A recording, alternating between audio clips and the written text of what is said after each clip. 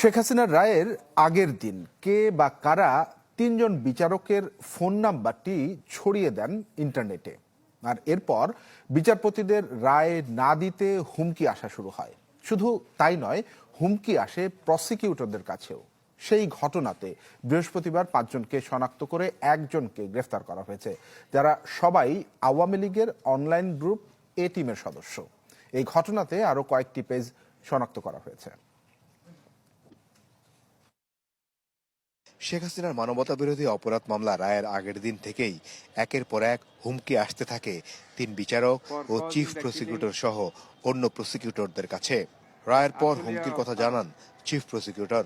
অভিযোগ করেন, ভারতীয় নাম্বার ব্যবহার করে তাদের প্রাণনাশের হুমকি দেয়া হয়। আসামিরা বিচার চলমান থাকা অবস্থায় মামলার সাক্ষী, বিচারক এবং ট্রাইব্যুনালের সাথে সংশ্লিষ্টদেরকে হত্যা করার, তাদের বাড়িঘর জ্বালিয়ে দেওয়ার হুমকি দিয়েছিলেন।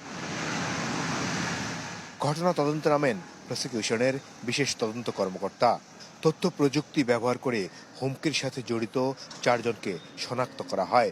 এর মধ্যে ভোলা থেকে একজনকে গ্রেপ্তার করা হয়েছে।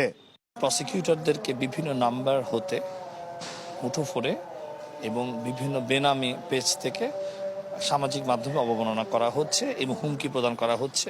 আমরা প্রাথমিক অবস্থায় জানতে পেরেছি 4 জনের তথ্য, তবে একজনই হচ্ছে মূল অ্যাডমিন, তাকে আমরা শনাক্ত করতে পেরেছি। প্রসিকিউটর ও বিচারপতিদের ছবি সামাজিক যোগাযোগ মাধ্যমে ছড়িয়ে দিয়ে হুমকির সাথে জড়িত বেশ কয়েকটি ফেসবুক পেজ ও ব্যক্তিকেও শনাক্ত করে আইনের আওতায় আনার চেষ্টা চলছে বলে জানান তিনি। আনরেজিস্টার্ড সিম কিংবা ভিপিএন ব্যবহার করে নদীর তীরে কোনো একটি জায়গায় ভুয়া হটস্পট তৈরি করে এইসব কল জেনারেট করলে যে তাদেরকে শনাক্ত করা যায় না, আসলে ধারণাটা সম্পূর্ণ ভুল। প্রযুক্তির মাধ্যমে তাদের অবস্থান নির্ণীত হয়েছে। খুব শীঘ্রই তাদেরকে আসলে আইনের সোপর্দ আনা হবে। এদিকে আশুলিয়ায় 6 মরদেহ পোড়ানোর মামলায় রাজসাক্ষী আফজালুলকে জেরা করাকে কেন্দ্র করে ট্রাইব্যুনালে আসামিপক্ষ ও প্রসিকিউশনের মধ্যে ব্যাপক হট্টগোল হয়েছে।